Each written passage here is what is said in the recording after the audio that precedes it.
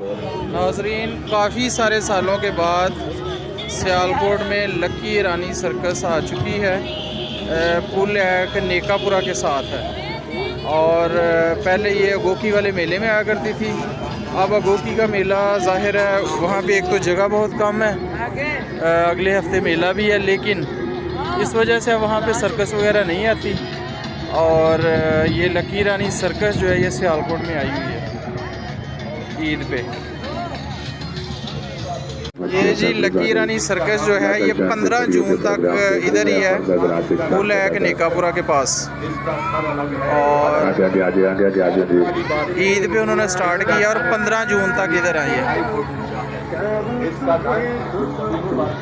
और सर्कस वालों से बात हुई है, कहते हैं हम अगोकी वाले मेले पे तो नहीं जा सकते, इसलिए हमने सिटी के अंदर लगा दी है। घड़ी घड़ी टिकट लेते हैं और देखते हैं, दिल करता है इस अजायब घर को देखते रहें, इन चीज़ों को देखते रहें। ये खेल और ये कमाल, ऐसी चीज़ें बार बार नहीं आया करती भाई, ज़िंदगी में ऐसा खेल कभी हमने नहीं देखा। ये लकी ईरानी सर्कस की तामन से ये खेल दिखाया जा रहा है। आपके मेले का, आपके नुमाइश का हार श्रृंगार लकी नाज बेबी से आपके शहर में पहली मरतबा, आपके इलाके में पहली मरतबा, आपके गाँव में